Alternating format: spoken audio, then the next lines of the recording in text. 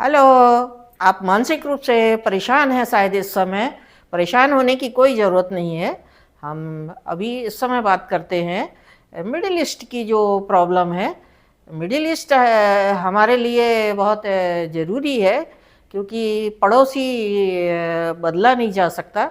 वो हमारे पड़ोसी हैं और हमें एक दूसरे की ज़रूरत होती है। हम खाड़ी देशों की आज बात कर रहे हैं, जहाँ से हमारे बहुत सारे लोग होते हैं जो जॉब करते हैं, वहाँ काम करते हैं, वहाँ से घर आते हैं। वहाँ के लोगों को भी हमारे यहाँ आते हैं, पढ़ने आते हैं, और हम उनको फूड सप्लाई करते हैं, मेडिसिन सप्लाई करते हैं। तो हमारे एक दूसरे के रिलेशन हैं, और वार ने इस सिचुएशन को गड़बड़ कर दिया है। तो दुनिया में सबसे ज़्यादा भारत ही ऐसा देश है जो खाड़ी देशों से सबसे ज़्यादा रेमिटेंस आता है। रेमिटेंस मीन्स जो वहाँ से लोग पैसा हम जो कमाते हैं वो आता है हमारे यहाँ आता है। तो परिवार को जो भेजते हैं उससे इकोनॉमी का करंट अकाउंट में जो पेमेंट में काम आता है। हम यहाँ से पैसा लेते हैं, दूसरे को पेमेंट करते हैं, तीसरे को करते हैं, इस तरह से। तो करीब करीब हमारे खाड़ी देशों में 91 लाख भारतीय रहते हैं, जिसमें से 51 बिलियन का कतर, यूएई, ओमान, यहाँ से हमारा रेमिटेंस आता है और परमानेंटली काम करते हैं। और सबसे ज़्यादा ये मैं बताऊँ आपको, ये रियल एस्टेट में, मॉल में, बहुत सी जगह काम करते हैं। आज वो काफ़ी डेवलप हो गए हैं, क्योंकि वहाँ उनने ऑफिस वगैरह बना रखे हैं, तो काफ़ी लोगों को जॉब मिलता है, उनकी भी रिक्वायरमेंट है ये। तो ये मैं बताऊँ, हमारे यहाँ सबसे ज़्यादा केरल से लोग जाते हैं। 3 मिलियन लोग वहाँ पे काम करते हैं। हमारी पॉपुलेशन का करीब करीब 3% है। और मुंबई के 21% लोग हैं, और तमिल के 10% हैं, तमिलनाडु के, तेलंगाना के 8% हैं, और इराक के 7.7% हैं। इस तरह से लोग वहाँ पे हमारे जाके जॉब करते हैं। और अभी ये जो प्रॉब्लम हो गई है, तो अफरा तफरी मची हुई है। गवर्नमेंट के कुछ लोग घर वापस हो रहे हैं, तो गवर्नमेंट का एक एक्सपेंडिचर इसमें होता है कि उनको वापस लाने का होता है।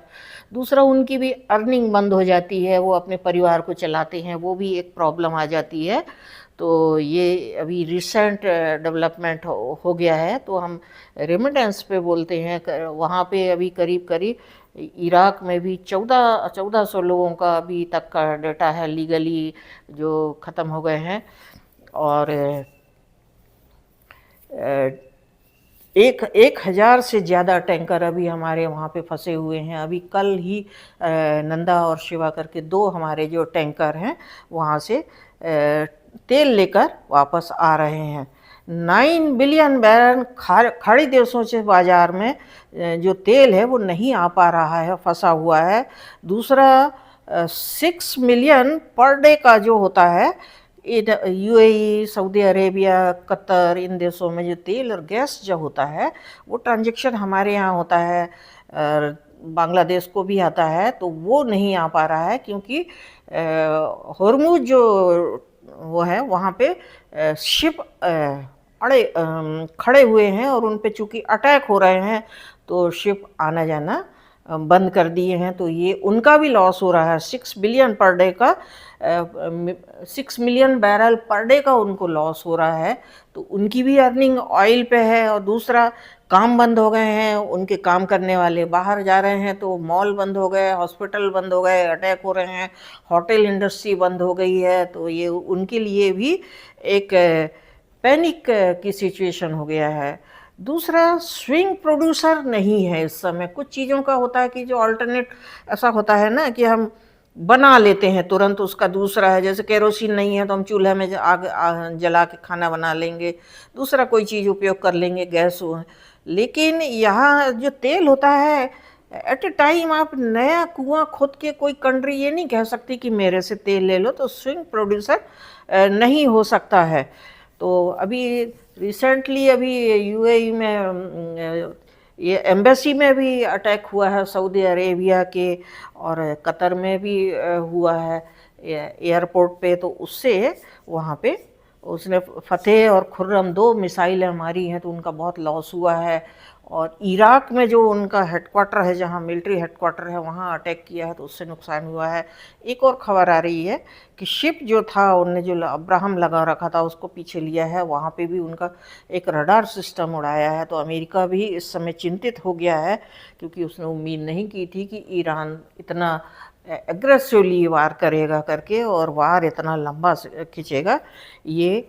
तो इस तरह से उनने अभी सऊदी और कतर, यूएई, यहाँ जो बेस हैं उनको खाली किया है। तो इससे देखिए आपकी जो है एक वार बिना ब्रेन के जो डिसीजन लेने से कितनी बड़ी समस्या हो गई है कि सारे लोगों की रोजी रोटी पे हो गया है। भारत भी जो फूड सप्लाई उनको करता था वो भी उनकी प्रॉब्लम है। 40% महंगाई बढ़ गई है, और उनका भी उत्पादन रुका हुआ है। जो तेल के कुएं पे अटैक हो रहा है तो आग लग जाती है, तो बहुत सी जगह उनके अटैक हुए हैं होटल में, तो वो भी खाली करके जा रहे हैं। पानी पीने का नहीं है, पानी पे भी अटैक हो गया है। तो अभी का जो वर्ल्ड वार है कितना ख़तरनाक हो गया है। तो आज मैंने आपको बताया कि रेमिटेंस की जो समस्या हमारी बहुत बड़ी है, और सबसे ज़्यादा गैस की एक अफरा तफरी मची हुई थी। लेकिन मेरा ये कहने का मतलब है कि इंडिया गवर्नमेंट ने इराक से भी बात की है, और अफ्रीकन देशों से भी, हमारे यहाँ नाइजीरिया, अंगोला से भी गैस आती है, और दूसरे और भी कंट्रीज़ हैं, सब जगह से थोड़ा थोड़ा तेल आता है। रशिया भी हमको तेल देता है, और रशिया से बात हो गई है। रशिया से जो तेल है वो रिफाइनरी में कंटिन्यू है, गैस भी है, और हमारे यहाँ ONGC और IOC ये प्रोडक्शन करती हैं। तो उसका जो फर्टिलाइज़र में अभी जो नेफ्था का जो उपयोग हो रहा था वो गैस बनाने 25% गवर्नमेंट ने गैस को इंक्रीज़ किया है, ताकि जो यहाँ पे जो लोगों की, क्योंकि उज्ज्वला गैस के कारण हमारा गैस का कंजम्पशन बहुत बढ़ गया है।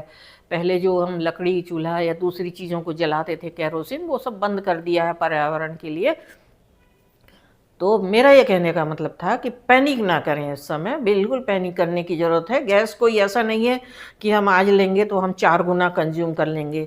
जो मैं बता रही हूँ 55 लाख जो पर मंथ जो बुकिंग होती थी, वो 88 लाख की बुकिंग हो रही है इस समय। लोगों ने स्टोर करना शुरू किया है, तो छापेमारी भी कर रही है गवर्नमेंट इसमें गैस पे। तो ताकि अभी होटल में, यूपी में एक नेताजी के यहाँ से 100 से ज़्यादा सिलेंडर पकड़ाए हैं, और भी एक दो जगह मैंने देखा गवर्नमेंट बहुत ज़ोर शोर से छापेमारी कर रही है ताकि ब्लैक मार्केटिंग ना कर पाएँ। तो और बैलेंस कर रही है आधार पर, उसके और पैन नंबर के आधार पे बराबर डिस्ट्रीब्यूशन करने को कंपनी को बोल दिया है। तो ये मेरा कहने का मतलब था। ये शॉर्ट टाइम की बात है, हमें करना चाहिए कि हमारा वार जल्दी ख़त्म हो जाए, तो दुनिया में सभी का एक स्मूथली लाइफ चलने लगे।